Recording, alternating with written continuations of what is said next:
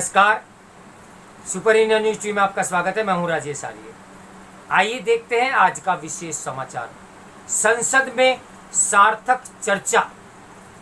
संसद सत्र के पहले बुलाई जाने वाली सर्वदलीय बैठकों में भले ही पक्ष विपक्ष के बीच सदन की कार्यवाही सुचारू रूप से चलाने पर सहमति बनती हो, लेकिन आमतौर पर ऐसा होता नहीं। इस बार भी इस सहमति के विपरीत काम होता हुआ दिखे तो आश्चर्य नहीं।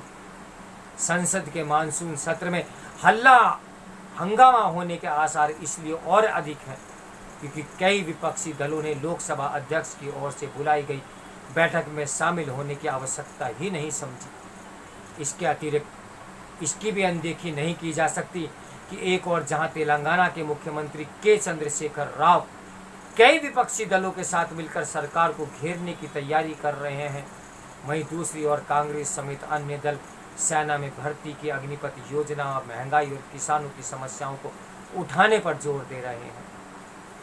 इस सब के अलावा विपक्ष संसद परिसर में धरना प्रदर्शन पर रोक के साथ असंसदीय करार दिए जा सकने वाले शब्दों की नई सूची पर भी राह ठानने को तैयार दिख रहा है।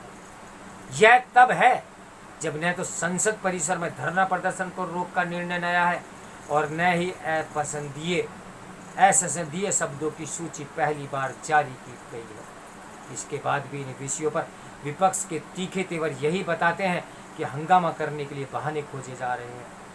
यह सही है कि विपक्ष को संसद में किसी भी विषय को उठाने और उस पर अपनी बात कहने का अधिकार है, लेकिन आखिर उन मुद्दों पर चर्चा करने का क्या मतलब जिन पर पहले ही व्यापक बहस हो चुकी हो।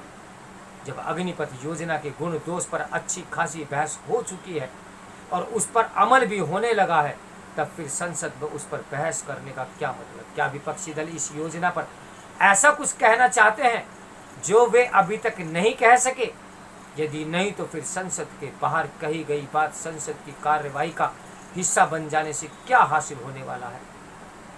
सूचना क्रांति ने सार्वजनिक विमर्श का परिदृश्य बदल कर रख दिया है, लेकिन संसद की कार्रवाई अभी भी पुराने ढर्रे पर चल रही है।